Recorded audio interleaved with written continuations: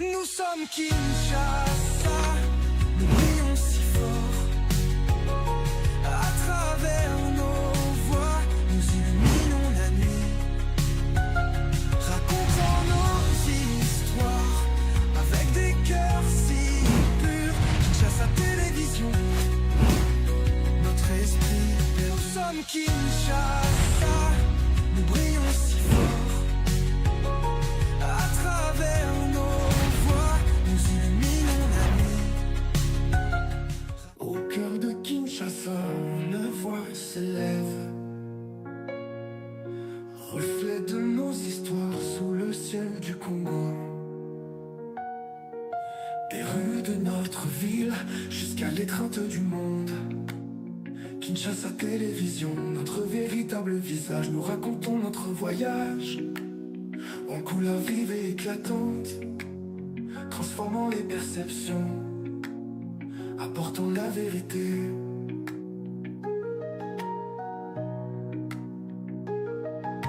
Fini les récits lointains, c'est notre tour de partager la beauté et la lutte avec une passion rare.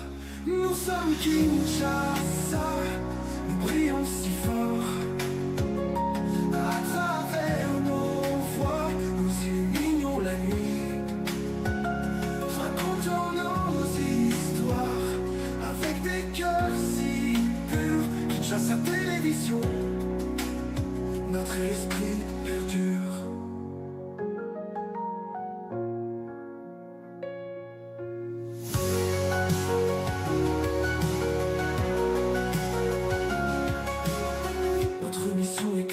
Montrer au monde notre fierté. De la culture à l'éducation, notre lumière ne se cache jamais. Avec Marius en tête, une balise dans la tempête, nous célébrons notre essence sous toutes les formes. Unis dans notre vision, nous restons côte à côte pour un avenir plus avec l'espoir comme guide. Nous sommes Kinshasa, nous brillons si fort. À travers nos voix, nous illuminons la nuit.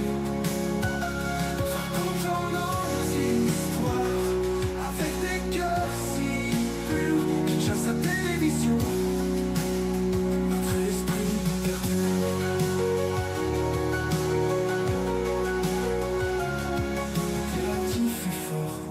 Une communauté, une tapisserie de voix tissant l'unité. Rejoignez-nous dans ce voyage, ensemble nous réussirons. Une fenêtre sur notre monde, dans nos rêves nous croyons. Nous sommes Kinshasa, nous brillons si fort.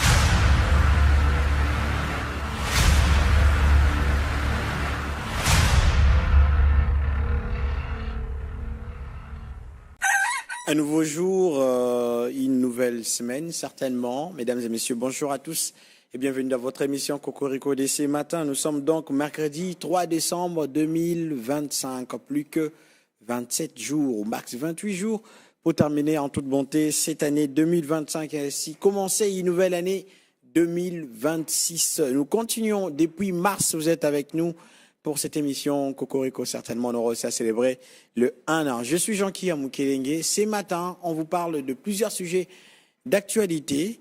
Il s'agit premièrement de la signature de l'accord de paix entre le président Félix-Antoine Tshisekedi Tshilombo et le président rwandais Paul Kagame. Les deux représentants de ces deux pays africains sont attendus demain, jeudi 4 décembre 2025, au niveau de la Maison Blanche à Washington, bureau Val du président Donald Trump pour parapher le texte sur l'intégration économique, mais également l'accord final de paix. On en parlera et on en débat, on en discute ici pour en savoir un peu plus sur les contenus et le potentiel résultat auquel il faudrait s'attendre dans le tout prochain jour, notamment sur terrain.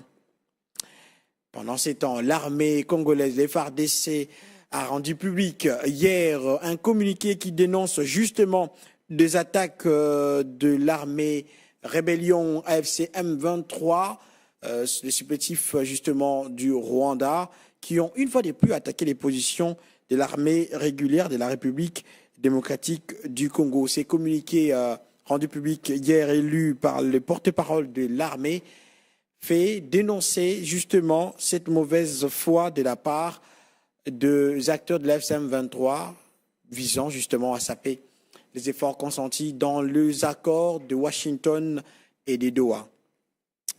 Nous parlerons également du lancement le dimanche dernier du test sur la 10e promotion de l'École nationale de l'administration. Cela vise justement à travers ces processus l'égalité des chances pour un rajeunissement qualitatif et compétitif de l'administration publique au sein de la République démocratique du Congo. Et pour parler, discuter, échanger, réfléchir autour de ces sujets, nous sommes ici ensemble avec M. Marius Moubalama. Il est président national du mouvement de valeurs du Congo des valeurs. Désolé, M. Marius Moubalama est proche de Denis Mukwege, analyste politique. M. Marius, bonjour. Bonjour, M. Kia. Bonjour à nos téléspectateurs. Merci encore une fois de la confiance que vous avez placée à ma modeste personne en fait de venir participer à ce beau plateau de Kinshasa Télévision, un plateau qui est en train de faire ses preuves à Kinshasa et dans la diaspora congolaise. Exactement. Et je salue vraiment votre travail qui est très très professionnel. Merci beaucoup. Merci en tout cas pour la confiance que vous placez à ma personne. Merci beaucoup, M. Marius Moubalama. Justement, on commence par cet accord de paix qui sera signé demain, justement, à Washington, au sein même du bureau Val du président Donald Trump. Le président Tshisekedi et Paul Kagame sont attendus, mais lors de sa visite en Serbie, le président de la République est revenu sur cette rencontre qui aura lieu demain. Il a dit qu'il n'y aura pas brassage, il n'y aura pas mixage, et justement, l'accord sur l'intégration régionale sera effectif seulement si les résultats sur terrain sont palpables.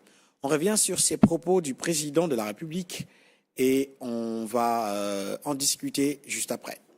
Ces bandits. Alors,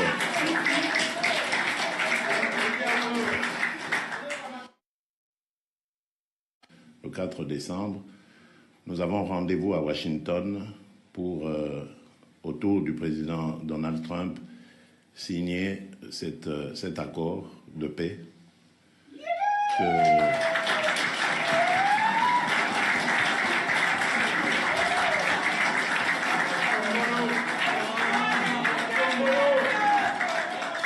Cet accord de paix qui, j'espère, va vraiment, comme je vous l'ai dit, ramener la vraie paix, la paix véritable dans notre pays. Parce qu'ici, depuis tout ce qu'on vous a dit, ce n'était que de l'habillage.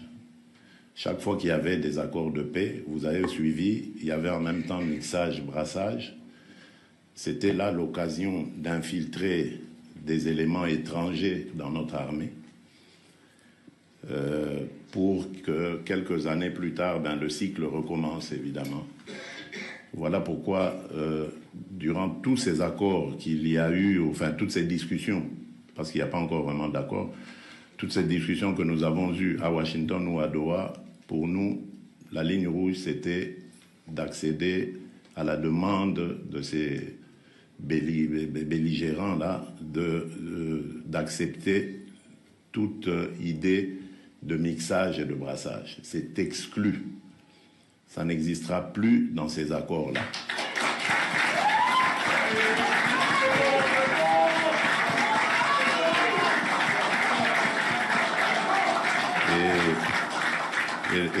Et nous avons dit que s'il y a des Congolais parmi eux, eh ben, ils seront checkés.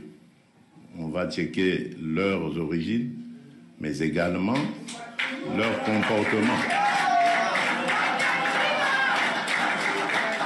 Donc, il est hors de question d'accepter, même si ce sont des Congolais, des belligérants qui auront versé le sang de nos compatriotes. Donc tout cela sera checké et il n'est plus question de faire de brassage et de mixage avec ces bandits. Alors, voilà, vous avez suivi avec moi le président de la République. Monsieur Moubalama, une réaction? Merci beaucoup, M. Kia. Vous savez, on ne peut pas parler de la signature de l'accord qui interviendra le 4 décembre. Ça a remonté d'abord l'histoire, ça a remonté l'accord de paix signé à Washington le 27 juin 2025. C'est là les soubassements, mais également l'accord de principe signé toujours à Washington. C'est là le point de départ de l'accord qui sera signé demain le 4. Déjà, nous, Mukwegistes, avec notre leader Denis Mukwege, le même 27 juin, nous avions sonné un sonnet d'alarme, indiquant que les accords tels que ça a été signé n'augurent pas une paix durable dans l'avenir.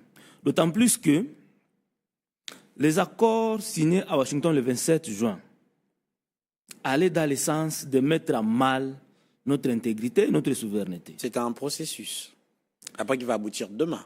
Un processus, c'est ça.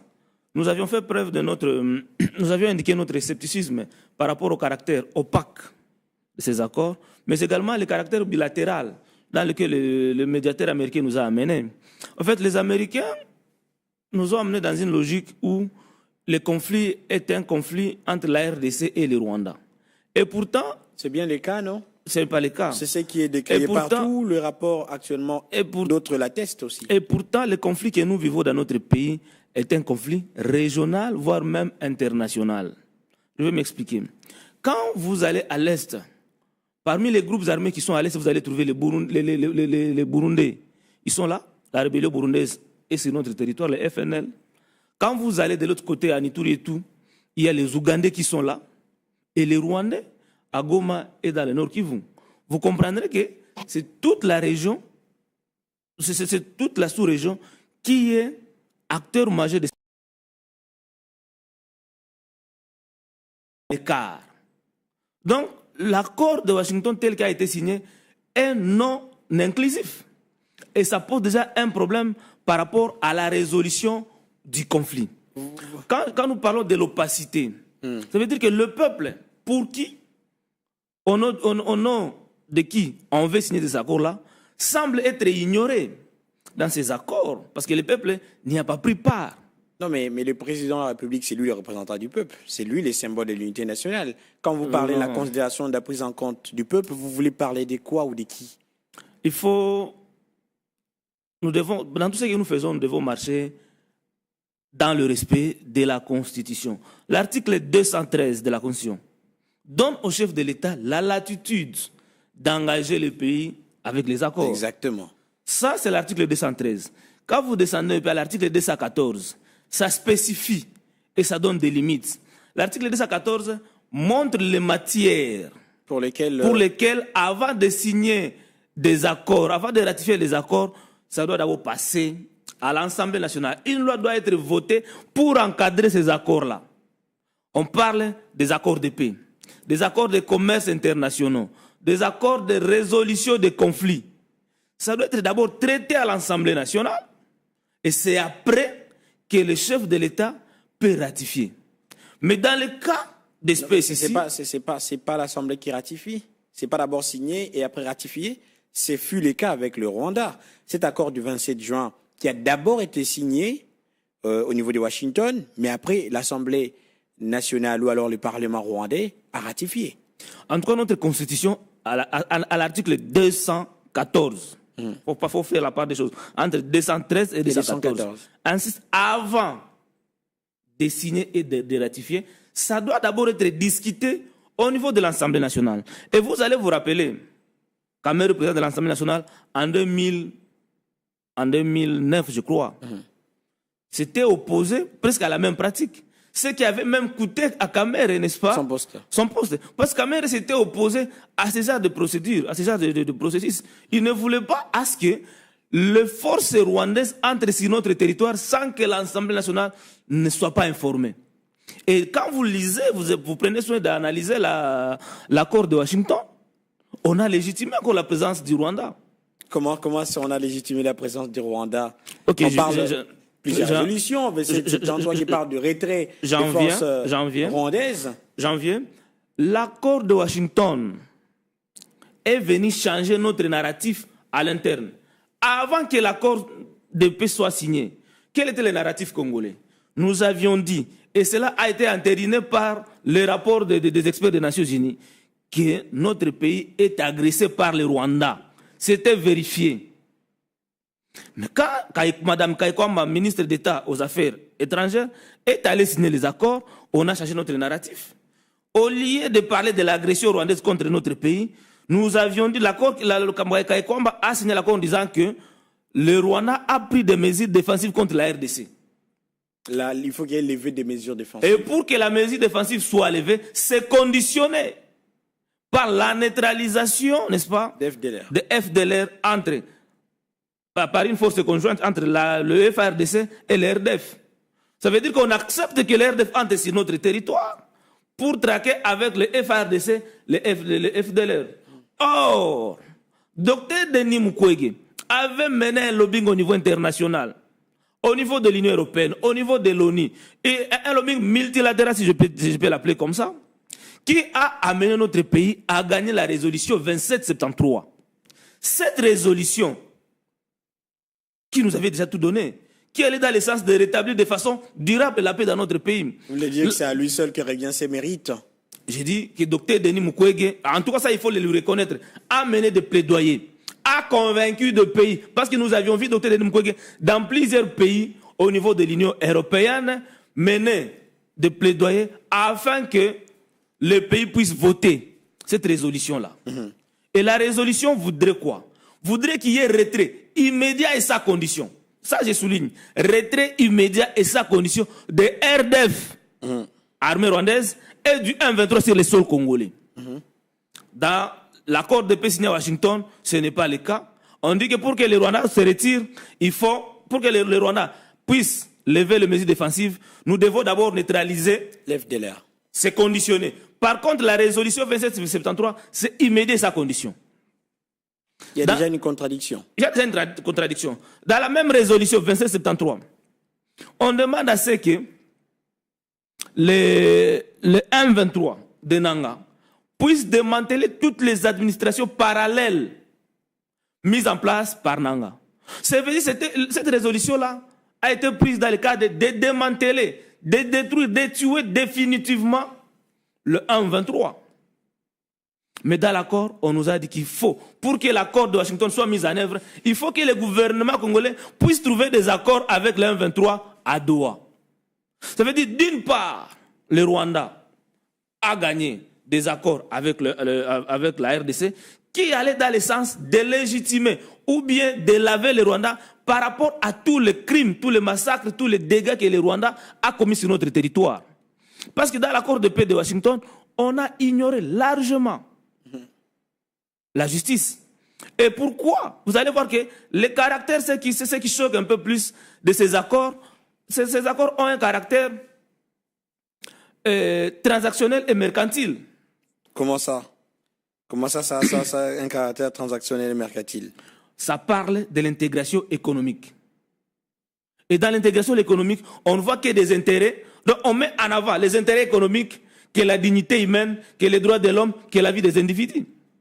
Mais il y aura après la justice dans les accords. C'est pas là où il faut traiter les questions de justice. Je reviens. Ça. La RDC est dans plusieurs fronts judiciaires aujourd'hui pour essayer de recouvrer aujourd'hui, de remettre ou alors de dédommager ces populations aujourd'hui meurtries. Vous n'allez pas remettre la question de la justice au sein des accords. Je vais revenir sur cette question-là. Monsieur Kia, je sais que vous êtes professionnel dans votre métier, vous êtes très informé. Nulle part au monde, après une guerre froide, on a mis la justice à côté pour établir la paix. Il y a des accords. Les accords de paix ne viennent pas marcher sur la justice. Les accords de paix, c'est pour qu'il y ait un cessez-le-feu. Et ça a été aussi une des recommandations de la résolution 2773. C'est l'effet immédiat et sa condition. Maintenant, la justice vient renforcer la paix qu'on aille à travers les accords.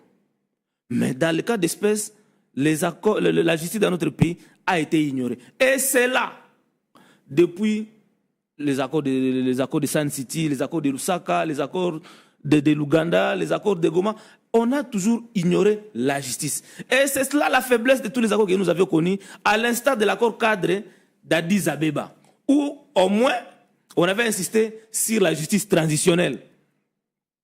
Donc, vous allez voir que l'accord de paix de Washington est venu marcher sur la résolution 2773, qui est un instrument juridique très puissant, qui pouvait même amener le gouvernement congolais, dans la mesure où cette résolution-là n'était pas respectée, d'insister au niveau du Conseil de sécurité des Nations Unies de déclencher le chapitre 7 qui parle de la charte de l'ONU, qui parle de recours à la force. On peut faire les recours à la force pour imposer la paix. Alors, s'il vous plaît. Oui. Et nous avions connu cette force déjà en RDC, en Ituri, où l'opération Artemis est venue et s'était imposée, a opéré et a imposé la paix. Et puis cette opération-là s'était retirée. Oui. Donc permettez-moi de terminer ma logique. Hein. Bon, allez-y pour que ceux qui nous suivent ne se perdent pas. Plantons en tout cas le décor pour les accords de paix. Dans les mêmes accords de paix, on a parlé de la mise en place des opérations conjointes pour neutraliser les RDF, les AFDLR. Ça veut dire qu'un mécanisme conjoint entre les RDF et la RDC. Pour traquer les FDLR. Et pourtant, la même résolution demandait à ce qu'il y ait retrait immédiat et sa condition. Dans l'accord cadre d'Addis Abeba, parmi les engagements que nous, la RDC, nous avions pris, c'était de combattre les groupes armés. Je dis bien les groupes armés. Pas un seul qui est l'FCM23. Pas un seul. C'était les groupes armés. Mais aujourd'hui, il s'est fait que la RDC a accepté de combattre les groupes armés là avec le RDF et spécifiquement les FDLR. Et pourtant, le chef de l'État, du haut du tribune des Nations Unies, a bien souligné que les RDF, les FDLR n'existaient plus sur notre territoire et que ça ne constituait pas aucune menace pour le Rwanda. Je crois que le porte-parole l'a peut-être dit, il y a eu des briefings. Ce n'est pas une manœuvre, le président l'a dit aussi. Nous sommes dans cette démarche pour montrer que nous voulons, nous, la paix. Parce que pendant longtemps, on nous a fait croire que nous, on ne voulait pas la paix. Nous, on est dans cette démarche, c'est pour montrer qu'on veut la paix. C'est une ruse, peut-être une stratégie diplomatique pour après, ben voilà, vous qui savez où se trouve l'FDLR, venez, on va mener ces missions ensemble. Il suffit que vous puissiez vous retirer. C'est ça la faiblesse de notre diplomatie aussi. Vous savez, depuis que le Rwanda agresse la RDC, 30 ans aujourd'hui, n'a jamais changé son narratif. Le Rwanda parle toujours de FDLR comme menace pour son régime actuel. Le Rwanda a été sur notre territoire avec le RCD. Ils ont géré la partie Est, d'abord avec le AFDL. Ils sont venus en 98. Après AFDL, c'est le RCD qui arrive. Ils ont occupé la partie Est, la partie où ils disent qu'il y a les FDLR, pendant au moins 4 ans. Ils ne les ont jamais traqués, ils ne les ont jamais découverts. Et ce narratif-là rwandais revient aujourd'hui. Et les accords ici ont confirmé que ce narratif est valable, tout en mettant à côté notre narratif de l'agression rwandaise. C'est en fonction de ce narratif congolais que cette résolution-là a été obtenue. Et beaucoup de gens disent que non, la résolution 2773 n'est pas contraignante. Au-delà de la résolution 2778, Dr Denis Mukwege avait insisté à ce qu'il y ait des sanctions contre le Rwanda. Et à l'issue il y en a eu. Il y a eu des sanctions contre le Rwanda. Oui. Et le Rwanda a déjà commencé à s'asphyxier. Au point où Kagame avait appelé les Rwandais de serrer la ceinture parce que les sanctions qui tombaient déjà sur son pays étaient graves. Allaient avoir des conséquences réelles sur son économie. Même la Grande-Bretagne, qui apporte des soutiens significatifs à son armée, avait coupé. L'Union européenne, la Belgique, tous ces pays-là, même l'accord minier entre l'Union européenne et le Rwanda a été annulé. Vous voulez dire que nous nous sommes embrouillés nous-mêmes? C'est nous-mêmes. C'est au moment où Kinshasa a décidé d'aller rencontrer Kagame à Doha, c'est ce qui a brisé cet élan qui était déjà donné par le docteur Denis Mukwege. Et ce qui est encore ralenti cet élan-là, c'est quand le chef de l'État t'a la main à Kagame. C'était à Bruxelles. Allié et place. Pour une paix des braves. Pour allier et place, de demander qu'on puisse renforcer les sanctions contre le Rwanda. Il a demandé, il a tendu la main pour une paix de braves avec Kagame. C'était un forum économique, là. Kagame, M. Kia, n'est pas un homme de paix.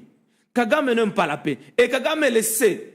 Une fois il y a la paix au Congo, l'économie rwandaise sera en danger. Parce que l'économie rwandaise est nourrie par la guerre en RDC. Parce que plus il y a la guerre dans notre pays, on n'aura pas l'occasion de construire nos infrastructures. Alors, l'absence de nos infrastructures renvoie aux Congolais d'utiliser les infrastructures rwandaises. Oui, revenons au dire du président. Il dit qu'il n'y aura pas brassage, il n'y aura pas mixage. Les Congolais peuvent être rassurés sur ce point.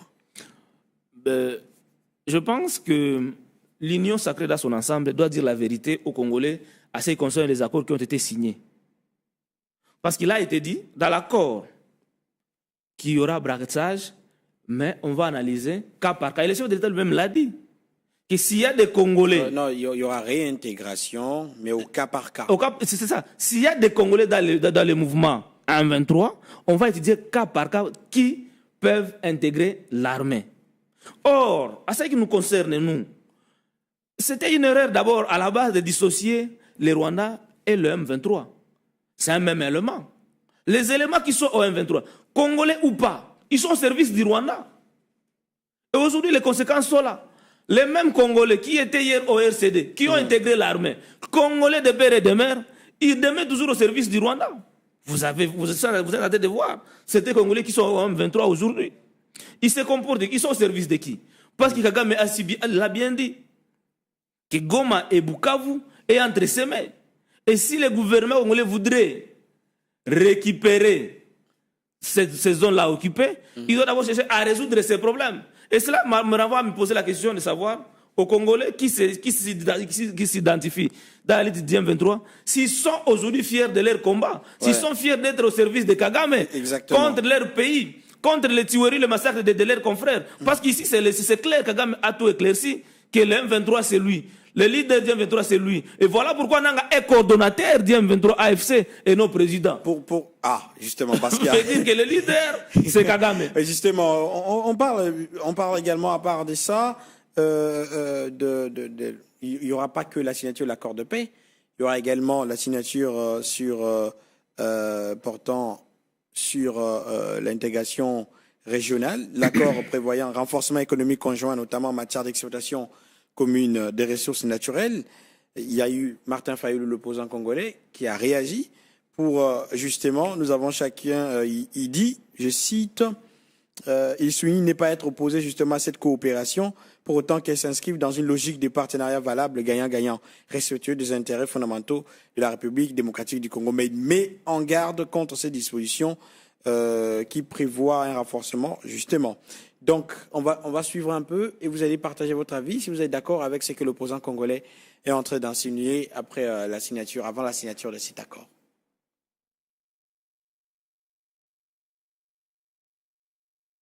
Les engagements l'accord wana eloko moko ezali kopesa biso passe na oba bengi les engagements de la région liboso botie engagement de la RDC tondimi yango. Mais où sont les engagements du Rwanda batete? Où sont les engagements de l'Ouganda ezalité? Où sont les engagements de Burundi ezalité? Mais ça veut dire quoi? Mais l'engagement et la région balobi il faut renforcer la coopération économique, y compris l'exploitation commune des ressources naturelles, sous-entendu du Congo. Au moment que le 30 avril, Tina na signaka déclaration yo, to signaki biso mine. On a fallu la signer déclaration na Kabila. Non, na signaki déclaration on a na Sanga, na Katumbi. Pour la Kolobake, Makamboye Ndongo, l'heure est grave. Il faut arrêter. Yangora Zoké Bisande Kotisekeli n'a qu'à signer Makambo Oyo.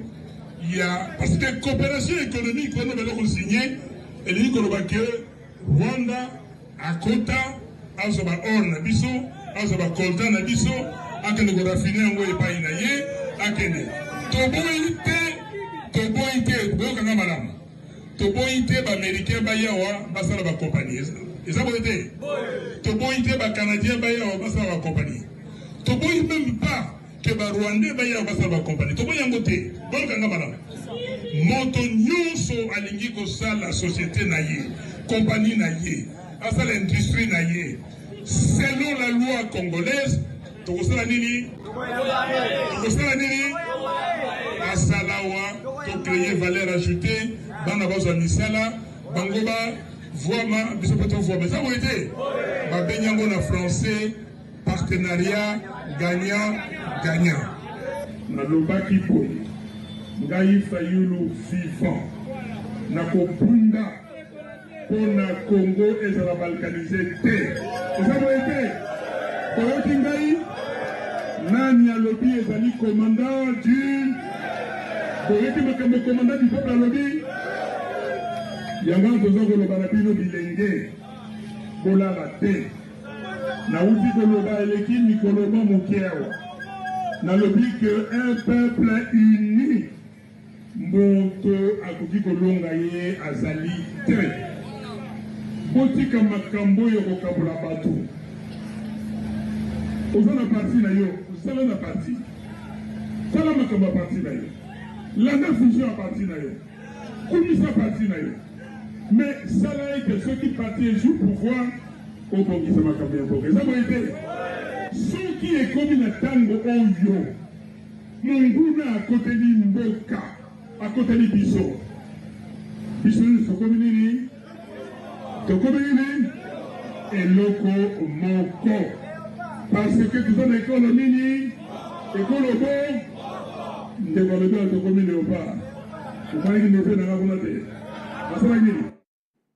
Voilà, là c'était Martin Fayulu, le président national de l'ECID, le président de la plateforme Lamuka. Votre réaction, M. Moubalama? Merci beaucoup. J'ai suivi Martin Fayulu, le président Martin Fayulu avec beaucoup d'intérêt. Mais je vais rappeler ici qu'après la signature de l'accord du 27 juin de Washington, ça a mis la classe politique dans son ensemble, majorité comme opposition, dans une confusion totale. Ce qui avait amené même les opposants à saluer l'accord. Tous les opposants avaient tous salué l'accord de Washington. L'Union sacrée, n'en parlons pas. Mais aujourd'hui, je comprends que les gens commencent à comprendre. Oui, mais il y avait lieu de saluer quand même cet accord. Mais ce que Martin Fayulu aujourd'hui décrit. Ce qui posait problème, c'était la mise en application de l'accord. Mais l'accord lui-même. Quand vous suivez Martin Fayulu, vous sentez qu'il semble s'opposer à l'intégration régionale, à l'intégration économique stipulée dans l'accord. Effectivement, il faut noter que le Rwanda exerce... Il ne s'y oppose pas, il met en garde. Il faut que ce soit gagnant-gagnant. Que ça profite aussi autant aux Congolais. Ok, d'accord. Il faut signaler ici que l'intégration économique dont on parle entre la RDC et le Rwanda va dans la violation de la résolution 1803 de l'ONU, qui donne au peuple de disposer intégralement des ressources naturelles qui se situent dans leur territoire. Moi, je ne vois pas le richesse naturelle, le matière naturelle que la RDC partage avec le Rwanda, qui doit être co-gérée avec le Rwanda. Ce sont les ressources naturelles du Congo. Parce que quand vous prenez les limites qu'il y a, prenons par exemple le Rubaya. En quoi est-ce que les matières premières qui sont à Rubaya appartiennent à la fois à la RDC et au Rwanda? Est-ce que Rubaya est à la limite entre la RDC et le Rwanda? Je dis non. L'or qui est à Kamituga et à Shabunda, en quoi est-ce que ça doit être co-géré entre la RDC et le Rwanda? Est-ce que Shabunda et Mwenga sont-ils à la frontière avec le Rwanda? Je ne pense pas. Et l'intégration dont on parle là va à l'encontre de l'article 56 et 57 de la Constitution. L'article 56 dit quoi? Dit que tout accord allant dans le sens d'empiéter la RDC d'une partie de ses ressources est érigée en infraction. Une infraction de haute trahison. Quel est justement, M. Moubalama, puisque vous ne voulez pas qu'on parle de ces accords sur l'intégration régionale, la solution à cela? Puisque c'est là le nœud du problème. C'est ce qui est à la base justement de cette guerre pour de gains économiques à l'Est. C'est quoi la solution palliative, l'alternative? Oui, je voudrais y revenir. Ça veut dire que les richesses dont on parle, ce sont des richesses congolaises. Et c'est ça même le soubassement, le socle du problème. C'est là que je vous dis que le problème n'est pas pris de façon globale. Et Dr Denis Mukwege conseille au gouvernement de revitaliser l'accord cadre d'Addis Abeba. C'est par là que je vais trouver réponse maintenant à votre question. Quel est le problème pour qu'on puisse trouver solution à ces problèmes-là d'intégration économique? Déjà, il y a une intégration économique qui existe entre la RDC, le Rwanda, le Burundi. C'est la CPGL. Ah, au sein de la CPGL. La CPGL existe. Et les ressources, par exemple, hydrauliques, sont partagées. Ruzizi, sur la rivière Ruzizi, il y a une société qu'on appelle Société Sinelec, Société internationale d'électricité des pays des Grands Lacs. Cette société-là produit l'électricité pour la RDC, le Rwanda et le Burundi. Pourquoi avoir des accords particuliers entre la RDC et le Rwanda? Autres ressources naturelles que nous partageons, la gaz naturel sur le lac Kivu. Nous, la RDC, nous traînons les pas pour exploiter le gaz sur le lac Kivu. Mais le Rwanda, de son côté, exploite. Et la RDC n'a jamais fait un problème. Il y a ce problème-là. Moi, je parlais de l'accord cadre d'Addis Abeba.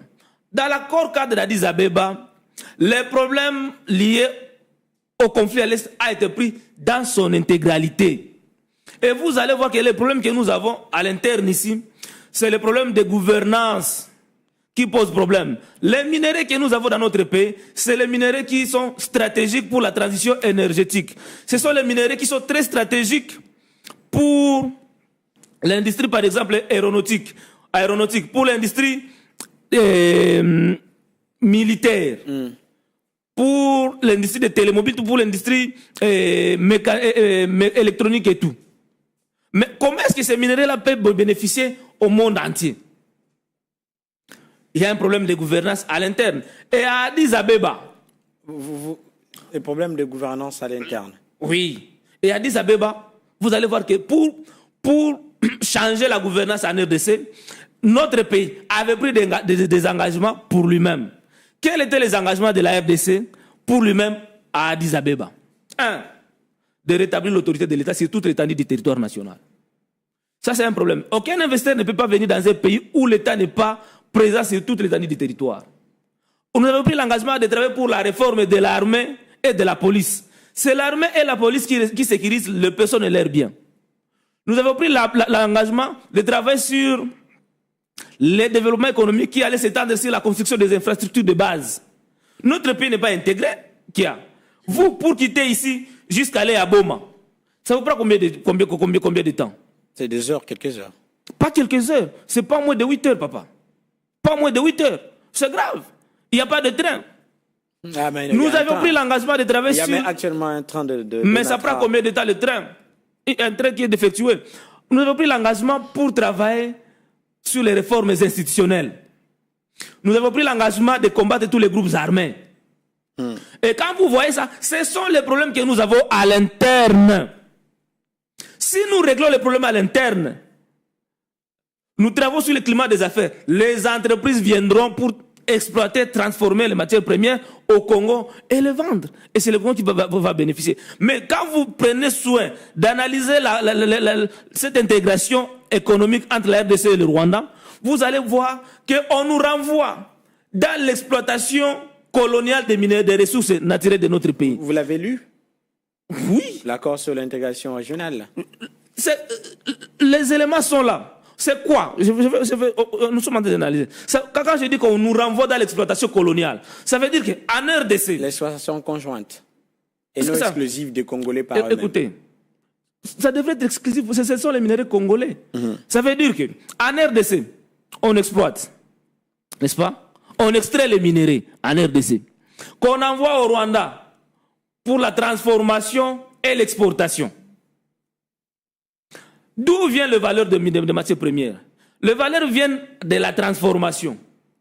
Or, la transformation, le Rwanda, c'est pas pour qu'il y ait dans la transformation pour le Rwanda. Et la commercialisation. Ça, c'est grave. Qui est ce pays? Non, on n'en a pas. Les industries de transformation, on n'en a pas. Qu'est-ce qui manque à notre pays? C'est ça. Mais justement, je vous ai rappelé les engagements que nous avons pris pour organiser notre pays afin que nous soyons à mesure d'accueillir des investisseurs capables de venir investir au pays. Ça veut dire que tous les investissements liés à la transformation, liés à l'exploitation, tous les gains liés à la commercialisation seront bénéfiques au Rwanda et non pas à la RDC. Nous serons en train de nous contenter de gains minimum d'exploitation, mais tandis que la transformation qui donne de la valeur ajoutée sera renvoyée au Rwanda. Qu'est-ce que vous voulez, M. Moubalama? L'accord est en train d'être signé actuellement. Et là, maintenant, nous, on n'a pas ces industries. Autant mieux pour le moment le faire. Et petit à petit, nous, en interne également, construire quelques-unes pour que, à l'avenir, nous puissions en avoir les monopoles, que ce soit l'extraction, la transformation de nos minéraux. Lors de l'accord entre gouvernement congolais et gouvernement rwandais à Kigali, à Goma, où on avait donné encore au Rwanda la latitude de raffiner l'or congolais. Rwanda n'avait pas la raffinerie. Il est allé vite prendre l'argent au Qatar pour installer une raffinerie chez lui au Rwanda. Heureusement, cet accord-là, heureusement pour nous la RDC, cet accord-là n'avait jamais été mis en œuvre. Ça veut dire que on peut installer des industries. Ça avait pris combien de temps à l'époque pour qu'on mette en œuvre la GECAMINE? Il faut une organisation interne. Kagame veut nous maintenir dans une situation d'insécurité totale pour que nous soyons distraits, pour que nous n'ayons pas le temps de développer nos propres infrastructures. Alors justement, il y a cette attaque qui a été signalée. Malgré ça, hier, l'armée congolaise a rendu public un communiqué où elle est en train de dénoncer le frappe de l'armée de la rébellion à l'AFC M23. On va suivre cette petite déclaration pour peut-être conclure avec ce sujet, parce qu'on parle également de la suspension des activités du mouvement Sauvons les Congos sur toute l'étendue du territoire national. En ce moment crucial où la communauté internationale, à travers les États-Unis d'Amérique et le Qatar, s'active pour le retour de la paix au Nord Kivu et au Sud Kivu, les forces armées de la République démocratique du Congo dénoncent pour la énième fois la violation de la cessation des hostilités par la coalition AFC M23 soutenue par le Rwanda. En effet, depuis le matin de ce mardi 2 décembre 2025, l'armée rwandaise et ses supplétifs de la FCM 23 mènent une série d'attaques contre les positions des FARDC à Kaziba, Katogota et Lubarika au Sud Kivu. Ces attaques démontrent suffisamment la détermination de cette coalition et sa volonté manifeste de saboter les accords de paix de Washington et des Doha et de mettre intentionnellement mal les efforts en cours pour la restauration de la paix dans l'est de la République démocratique du Congo. Les forces armées de la République démocratique du Congo appellent la population au calme. Toutes les dispositions nécessaires sont mises en œuvre pour barrer la route aux velléités bellicistes de cette coalition du mal. Voilà, ça c'était le porte-parole de l'armée. Malgré cette rencontre qui est prévue demain, déjà hier, il y a eu ces communiqués rendus publics par l'armée. Est-ce qu'il y a à craindre le pire, hein? Est-ce qu'il y a à craindre que malgré cette signature de l'accord de paix, bien que vous restez pessimiste un peu, ou je ne sais pas, il faut le dire comme ça, que la situation ne s'améliore pas sur le terrain? L'accord de paix de Washington a été signé le 27 juin. Le 28 juin, dans les sites Kivu, il y a eu massacre, il y a eu assassinat, il y a eu prise de territoire dans le site Kivu. Pendant que l'accord a été signé, mais le 23, le Rwanda le RDF et le M23 continuaient leur expansion sur le sol congolais. Il faut que ça prenne du temps pour que l'ordre qui est donné en haut puisse atteindre jusque ceux qui sont au front. Pendant que les accords ont été signés, étaient en train de signer à Doha, pendant que l'accord de paix est signé, le M23 et le RDF n'ont pas cessé de développer leur offensive sur le terrain. Le communiqué de FARDC, ça ne m'étonne pas, parce que ce n'est pas la première fois que la FARDC fait des communiqués du genre. Dr Denis Mukwege avait interpellé le gouvernement congolais sur la méthode ou bien sur la stratégie rwandaise de talk and fight. Pendant que vous négociez, sur le terrain aussi, vous continuez à vous battre. Le docteur Denis Mukwege a interpellé le gouvernement, il leur avait dit attention à ces gens ici. Ce ne sont pas des hommes de paix. Nous allons signer des accords, mais pas longtemps qu'hier, le RDF a renforcé ses positions. Il a envoyé autant de militaires vers Kamanyola. Ils sont allés vers Uvira, vers les Chabunda, les Chabunda, les Mwenga, toutes ces zones-là, Zibira et consorts. Ils sont en train de renforcer leur position. Et avec ces comportements, vous pouvez comprendre par là qu'il est impossible de s'imaginer la paix dans ce contexte ici. Donc, nous ne pouvons pas espérer grand-chose avec la médiation américaine. Les Américains nous ont amenés dans une logique là, très très délicate. Ils n'ont pas pris le problème. Mais le président américain avait mis en garde. Il a dit, je ne préfère pas vous dire ce qui va se passer si l'une des parties n'arrivait pas à respecter ses accords. Il faut lire l'accord de Washington. Il ne faut pas suivre les théâtres de Trump. Ce sont des théâtres, ça c'est des racontades que Trump a fait. L'accord dit quoi à la fin? Qu'il y a un comité de suivi qui est mis en place, mais qui n'a aucun pouvoir sur le parti. Au cas où l'accord n'est pas respecté, Bango Baza n'a pouvoir à mon côté à couper les options. Ils sont là comme des observateurs. Bah oui. Et c'est construit par qui? C'est construit par le Qatar, par les États-Unis, par la RDC et par le Rwanda, et par l'Union européenne, l'Union africaine. Vous comprenez que ce qu'il a dit, ça ne va pas se faire. Parce que depuis que l'accord de paix a été signé à Washington, c'est ce jour-là qu'il avait fait cette déclaration-là. À ce jour, Rwanda et le RDF et le M23 ne cessent d'occuper, de gagner en territoire. Qu'est-ce qu'il a fait? Trump n'a rien fait. Et vous pouvez vous imaginer, il est allé même plus loin. Oui, mais certains territoires aussi sont récupérés par l'armée congolaise, il faut les signaler. Ils gagnent, mais il y a aussi des territoires qui sont récupérés par l'armée. S'il y a des territoires occupés, gagnés par le FARDC, gloire à Dieu. C'est ça, c'est le souhait de tout Congolais, mais c'est qu'il y a. Nous ne pouvons que féliciter. Mais que le gouvernement congolais le sache, qu'il ne soit pas surpris. Nous, notre scepticisme demeure, nous, Mukwegistes. Nous ne voyons pas une issue de sortie de crise avec ce qui s'est fait à Washington. C'est quoi, en fait, cette issue, après, actuellement? C'est quoi l'issue de crise? Puisque vous ne voyez pas l'issue de la sortie de crise avec l'accord de Washington. Oui. C'est quoi actuellement l'issue de la sortie? En fait, nous, Mukwegistes, nous avions donné 3 solutions pour la sortie durable de la crise. La première solution, c'est de revenir intégralement à la résolution 2773 et de multiplier des sanctions contre le Rwanda. La RDC devrait demander ça. La communauté internationale, s'il veut accompagner la RDC, devait prendre des sanctions ciblées contre le Rwanda, afin d'amener le Rwanda à reculer. Parce que si le Rwanda recule, le M23 AFC tombe. Parce que M23 AFC n'existe pas sans le Rwanda. Ok. Ça, c'est le premier. Le deuxième, c'est de prendre le problème dans son ensemble à travers la conférence internationale sur la paix en RDC, qui va nous ramener à revitaliser l'accord d'Addis Abeba. Parce que moi, à Addis Abeba, tous les acteurs majeurs ont pris part. Rwanda, Ouganda, Burundi ont pris l'engagement de ne pas apporter aucun soutien aux groupes armés évoluant en RDC. Ça, c'est leur engagement. De respecter l'intégrité et la souveraineté sur lesquelles on revient toujours dans tous les accords. Intégrité, souveraineté. Également, le dernier, c'est le dialogue entre Congolais. Mais nous insistons. La différence avec les dialogues et les autres sont de demander, d'autres les opposants.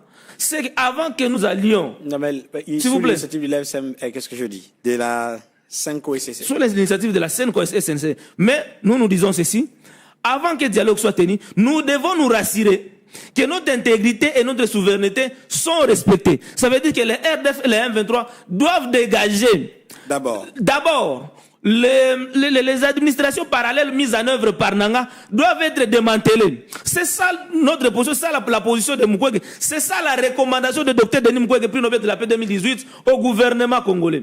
Parce qu'aller dans le dialogue, dans ces conditions-là, c'est comme si nous serons en train de faire le Sun City bis, qui 20 ans après, nous ramène encore à une situation de conflit. Et au-delà de ça, Mukwege, vous le savez, c'est le champion de la justice. Elle insiste sur la justice. Il faut que le tribunal pénal international soit mis en œuvre pour que le rapport mapping soit exploité de faute en comble. Voilà, alors justement, on va revenir au niveau interne. On a écouté vos propositions, la solution à ces problèmes, à ces conflits actuellement. On parle exactement et aujourd'hui de l'accord, de la suspension des activités du mouvement Sauvons le Congo. Dans un télégramme envoyé le 1er décembre, je crois que c'était lundi, le vice-premier ministre, ministre de l'Intérieur, Sécurité, Décentralisation et Affaires coutumières, Jacquemin Chabani-Louko, a envoyé, je crois, à tous les gouverneurs, à tous les gouverneurs des provinces, ces télégrammes que vous voyez, vous saluez, vous enjoindre, stop, toute affaire cessante, des réceptions de présent message, de veiller à la non-tenue, chacun dans sa juridiction, sous peine de sanctions des activités du groupe sous le label Sauvons le Congo. Il y a ordre, sentiment patriotique à tous, full stop. Quand même, une sage, mauvaise ou décision risquée? Vous savez, toute décision allant dans le cas de suspendre le mouvement politique a d'abord un soubassement éminemment politique. Il faut qu'il y ait d'abord des raisons politiques. Avant qu'on entre dans des considérations juridiques, ce que dit la loi et tout, il y a d'abord des considérations politiques. Et les considérations politiques, à mon avis, vous allez voir la prise de position de Sauvons le Congo. Les leaders qui se sont retrouvés à Nairobi avec Sauvons le Congo sont parmi les gens qui flirtent avec l'agresseur, avec le Rwanda, pour ne pas dire avec le M23. Comment ça, ils flirtent avec l'agresseur? Vous avez vu le président Kabila se sentir à l'aise dans une zone où le droit international est violé. Donc, Bukavu et Goma. Une partie occupée par les rebelles.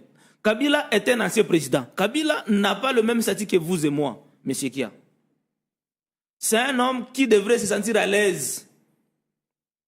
Là où les gouvernements, je pense que c'est le gouvernement qui a l'obligation de les sécuriser, ainsi qu'avec les Congolais. Mais il s'est senti à l'aise, sécurisé par une armée étrangère. L'armée qui agresse notre pays. Ça, c'est un élément. Vous avez vu Franck Diongo se sentir à l'aise, il a soutenu. Quand même aujourd'hui, il semble se retirer, après avoir suivi la position de Nanga sur le fédéralisme. Il cherche à se retirer. Mais vous l'avez vu flirter avec ceux qui sont avec l'M23. Quand vous prenez les positions de Moïse Nerugabo, vous sentez, quand vous prenez les déclarations de Kika Bin Karoubi, qu'est-ce qu'il avait dit? Que leur lead de Kabila et la lead du M23 AFC vont dans le même sens. Et Kabila lui-même l'avait dit dans son discours que les aspirations du M23 sont légitimes. Mais vous pouvez déjà comprendre. Moi, je trouve que la position prise par le ministre Jacquemin Chabani est légitime. Et surtout que l'article 63 de la Constitution appelle les Congolais dans son ensemble. Ne fait pas allusion à des camps, opposition-majorité. Quand il y a une agression venant de l'extérieur du pays, on doit se mettre tous ensemble pour mettre hors d'état de nuire l'agresseur. Après nos problèmes, nous allons régler ça entre nous. Mais ici, vous voyez les Congolais qui s'alignent derrière l'agresseur pour mettre à mal l'intégrité et la souveraineté. Moi, je ne suis pas tshisekidiste. Je ne suis pas de la majorité. Mais ce que moi, je vois... Vous êtes de l'opposition? Je suis proche de l'opposition. Parce que l'opposition, c'est un état d'esprit. Proche de l'opposition. L'opposition, c'est un état d'esprit. Parce que vous, au regard des problèmes que nous vivons, vous êtes de l'opposition. Parce que vous n'êtes pas d'accord avec tous les problèmes que nous avons les de tous les jours. Non, mais pas forcément ne pas être d'accord. Je ne suis pas de l'opposition. Vous êtes journaliste. Je suis de la société civile. Au regard, société civile de l'opposition. Parce qu'aujourd'hui, on nous a partagé. Il y a des sociétés civiles qui est proche du pouvoir, qui se méfient de la souffrance de la population. Vous suivez votre raisonnement. Vous êtes en dit, vous n'êtes pas du pouvoir, vous êtes proche de l'opposition. Je ne suis pas de ce qu'elle dit, je ne suis pas du pouvoir. Mais aujourd'hui, c'est l'intégrité, la souveraineté de notre pays qui est mise à mal, qui est mise en danger. Et vous devez vous sentir concerné. Suivant l'appel de l'article 63, suivant la position de mon leader, Dr Denis Mukwege, nous ne pouvons que défendre l'intégrité et la souveraineté de notre pays. Le contraire, se mettre à mal. Parce qu'il faut le savoir, il ne faut pas l'ignorer, les gens peuvent ignorer ça. Mais la balkanisation de notre pays est en gestation. C'est pas aujourd'hui, ça n'a pas commencé aujourd'hui. Ça n'a pas commencé aujourd'hui, mais ça commence à prendre forme. Quand vous lisez, quand vous prenez les accords de paix de Washington, de Doha, les accords signés à l'accord de Doha, on dit de mettre en place un mécanisme conjoint de suivi de cessez-le-feu. Entre qui? Entre l'armée loyaliste, l'armée légale et l'armée des rebelles. C'est dans quel pays où une armée légale travaille en connivence avec une armée rebelle sur son territoire? Ça ne se fait pas. Il n'y a que l'armée légale qui a le monopole de la violence légale. Mais là, vous allez vous retrouver le FARDC et l'armée d'IM23. Ça va se passer comment cette collaboration-là? On a parlé, le chef de l'État a parlé de l'infiltration de l'armée. Il ne faut pas oublier aussi que Nanga est en train d'engager ou bien de recruter les magistrats. Hier, c'était l'armée qui était infiltrée et l'administration. Notre système judiciaire risque aussi d'être infiltré par les éléments que Nanga est en train de recruter dans la magistrature. Parce qu'on ne demande pas le démantèlement de l'administration mise en place par Nanga. Ça veut dire qu'on risque de nous imposer à ce que le même magistrat que Nanga est en train de recruter puisse intégrer le système judiciaire congolais. Qui sont ces magistrats-là? Est-ce que le gouvernement connaît comment ils ont été recrutés? Quelle est leur motivation? Quelle est l'idéologie? Il y a eu un test qu'ils ont organisé. Mais par qui? Par qui? L'M23 n'est pas un État. Quand même, qu'on se le dise. L'M23 n'est pas un État pour organiser le test à la magistrature. Alors vous saluez au moins cette décision. Ce sont des décisions qui portent, bien que c'est clair, hein, espérons-le, c'est clair qu'ils vont faire une sortie pour... après, il y a eu cette suspension des activités de certains partis politiques. C'est clair que la plateforme Sauvons le Congo, dans les heures qui viennent ou dans les jours qui viennent, vont faire une déclaration pour boycotter. Je le suppose, hein, je ne le dis pas, mais pour boycotter cette décision. Mais au moins, c'est une décision à saluer. Et vous invitez également les gouverneurs concernés à prendre toutes les décisions pour justement anéantir, suspendre ces activités, les étouffer dans toutes les provinces. Je voulais noter une chose. Hein. À Nairobi, ceux qui étaient là dans leur déclaration, ils ont fait fi. Ils ont totalement ignoré l'agression de notre pays par le Rwanda. Quand bien même citer que le Rwanda c'est l'agressé, ça ne va rien changer. Mais ils ont ignoré de décrier la mise à mal de notre intégrité et de notre souveraineté. Ça c'est très grave pour celui qui se veut être congolais. Pour celui qui se veut être congolais. La RDC restera à jamais, restera éternellement. Mais le pouvoir de Tshisekedi passera. Alors, nous devons faire attention à l'intégrité et à la souveraineté de notre pays. Les gouverneurs, je pense que la décision, elle le réfléchit. Elle le réfléchit en tout cas. Parce que moi, je ne cautionne pas que des Congolais se mettent ensemble pour soutenir. Et c'est tout qui Kagame a tout déballé, messieurs les journalistes. Kagame a tout dit. Qu'aujourd'hui, c'est lui qui est entre ses mains, Roi Goma et Bukavu. Et il a dit avec un taux là de dénigrement. Si vous voulez Kavumu, si vous voulez Bukavu, commencez d'abord par résoudre mes problèmes. Mais moi, dans l'entêtat, je suis d'abord là. Donc tous ces Congolais-là, hein, qui se veulent être aussi du AFC M23, sont au service du Rwanda dans les consciences. Pouvez-vous imaginer ça, messieurs les journalistes? C'est très dangereux. Nous nous opposons à la manière dont le pays est géré. Nous nous opposons à la gouvernance de Tshisekedi. Mais on ne peut pas s'opposer à son pays. On ne peut pas s'opposer. On ne peut pas comploter contre l'intégrité de la souveraineté. Il suffit seulement Bukavu et Goma soient retirés de la RDC, on ne parlera plus de la RDC.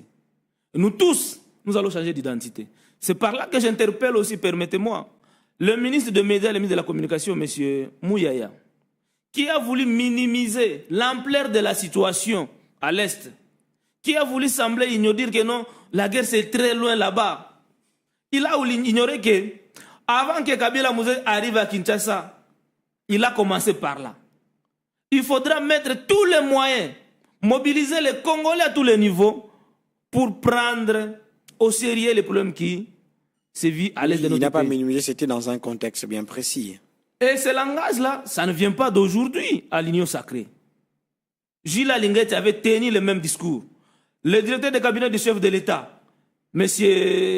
José Kinzo, Anthony Kinzo, a tenu aussi le même discours à la RFI. À l'Union sacrée, vous devez avoir un narratif qui va dans le sens de compatir avec les gens de l'Est, avec nos compatriotes de l'Est qui meurent depuis quand est-ce qu'ils l'ont ans. dit et pourquoi ils l'ont dit. Je crois que la plupart des cas, c'était dans le cas des investissements, pour attirer les investisseurs dans notre pays, pour leur dire que la guerre, c'est pas partout en République démocratique du Congo, mais seulement dans sa partie Est. Ce qui n'empêche pas, c'est que les investisseurs viennent investir au Congo. Monsieur K, il faut faire attention. Kinshasa, c'est souvent le siège administratif des entreprises, peu importe multinationales ou privées, des institutions. Mais les liens d'exploitation, si ce n'est pas à Kamituga, c'est à Chabunda, c'est à Nzibira, c'est à Massissi, c'est à Rubaya, tout ça. Et ce sont ces zones-là qui sont occupées. Ce sont ces zones-là qui sont en guerre.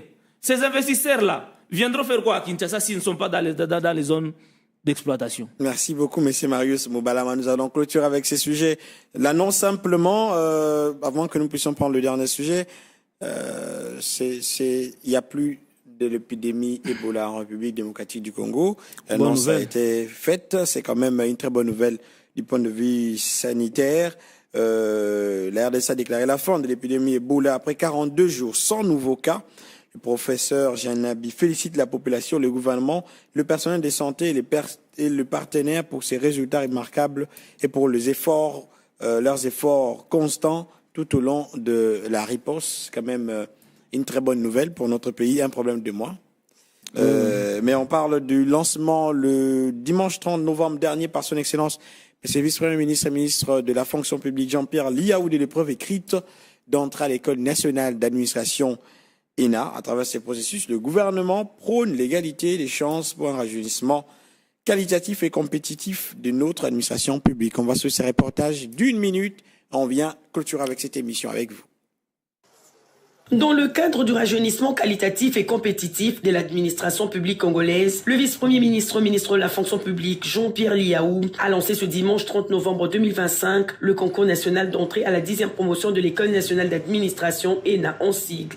Vous êtes là parce que la République vous appelle. Vous êtes à la rencontre de votre destin. Ils sont près de 11 000 candidats répartis sur toute l'étendue du territoire national à avoir répondu présent à cet appel, signe de l'intérêt croissant que suscite aujourd'hui une fonction publique en pleine transformation. Aujourd'hui, avec Constance, nous venons de lancer ces recrutements au niveau de l'ENA pour le test écrit. Et au moment où nous sommes ici à Kinshasa, le même exercice est en train de se faire partout à travers nos provinces, au niveau de chaque chef-lieu, en ce compris pour les provinces de l'Est. Nous avons ainsi voulu accorder toutes les chances à tous les enfants, toutes les filles et tous les fils de la République, en tout cas celles et ceux qui souhaitent servir l'administration publique, servir l'État à travers la fonction publique. À l'occasion, le vice-premier ministre Jean-Pierre Liaou a salué la forte participation des femmes ainsi que des personnes vivant avec handicap, soulignant l'engagement du gouvernement en faveur d'une administration inclusive et équitable. La visite de son Excellence, ce n'était qu'un soulagement parce qu'il n'a fait que nous encourager, il avait les mots exacts pour nous aider à rester dans le travail, à ne pas stresser, à travailler correctement. Ce n'était vraiment un atout et un soutien pour nous aider à travailler correctement. Ce recrutement, basé exclusivement sur le concours, vise à garantir l'égalité des chances pour tous les citoyens, une administration ambitieuse qui s'inscrit dans la vision d'une fonction publique moderne, compétente au service de l'État et des citoyens.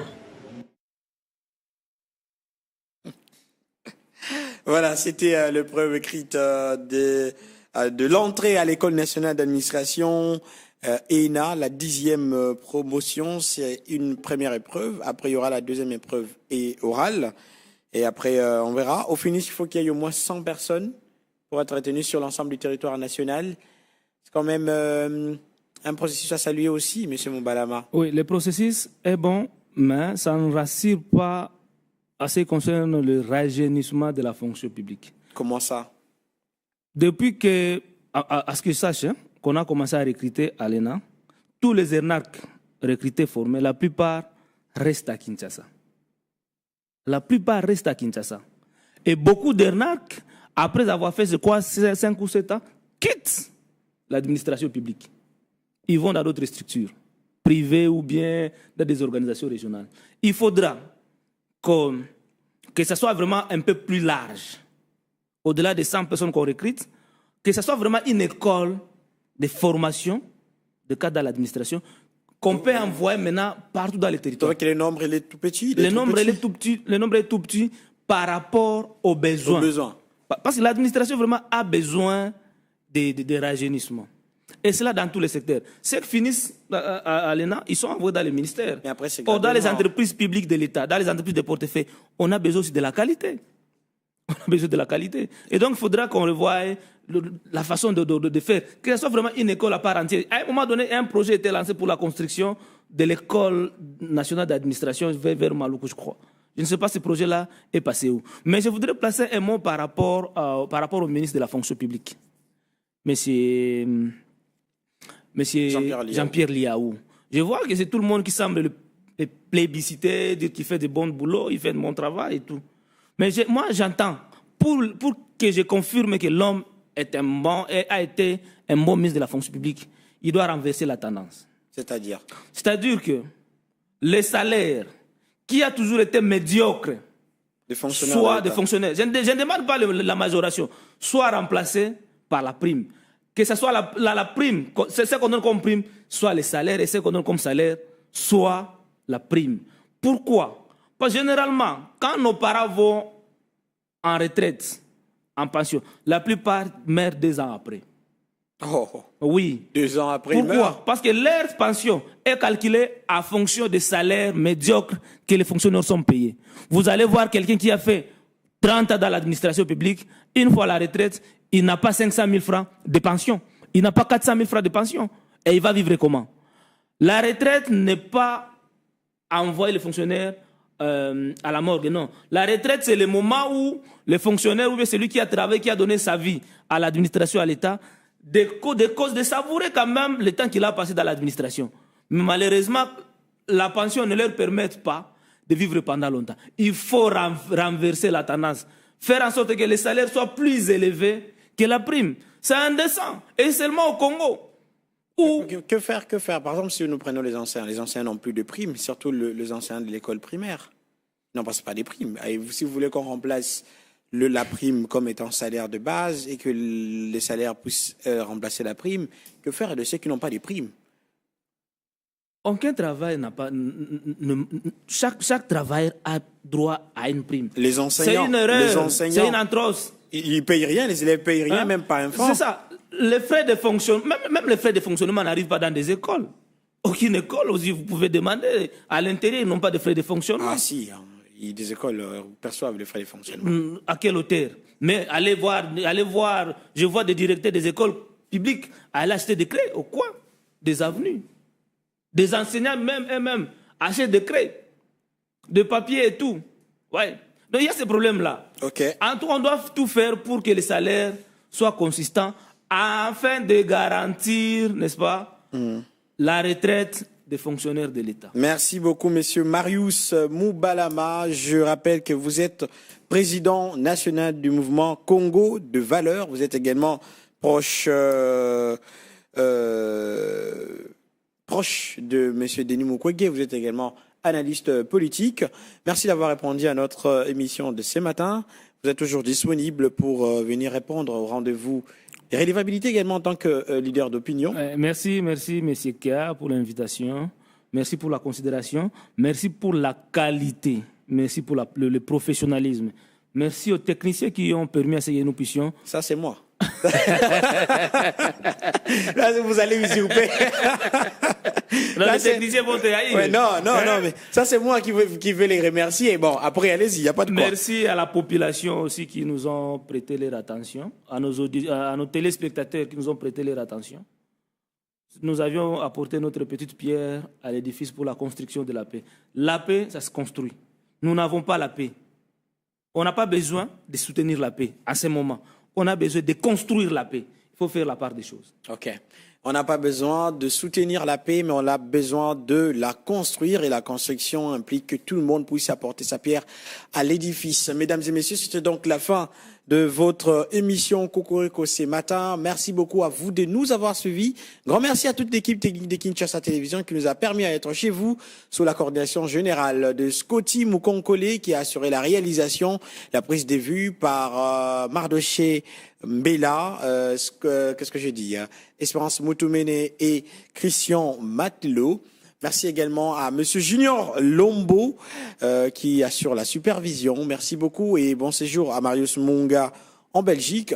On se retrouve donc vendredi pour d'autres sujets d'actualité et un autre numéro de votre émission Cocorico et d'autres invités qui nous auront le plaisir et le devoir d'accueillir avec qui nous allons échanger ici sur Kinshasa Télévision. Vous voulez participer à cette émission? Appelez-nous via le numéro qui s'affiche jusqu'au bas de votre écran. Je crois que c'est à votre gauche, là. Vous voyez le numéro qui est là. Vous pouvez appeler ce numéro ou alors laissez votre message sur WhatsApp. Nous allons bien sûr vous répondre parce que plusieurs messages entrent pour demander où est-ce que vous êtes. On aimerait participer à l'émission. Vous pouvez écrire sur ces numéros et nous aurons à vous répondre. On se retrouve donc vendredi pour un autre numéro de Cocorico. D'ici là, portez-vous bien. Au revoir. Au cœur de Kinshasa, une voix s'élève,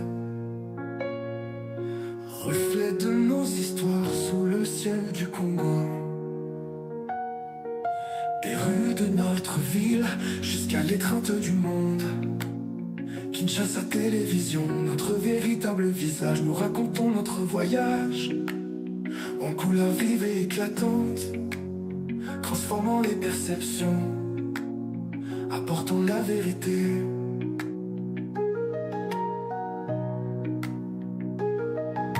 Fini les récits lointains, c'est notre tour de partager.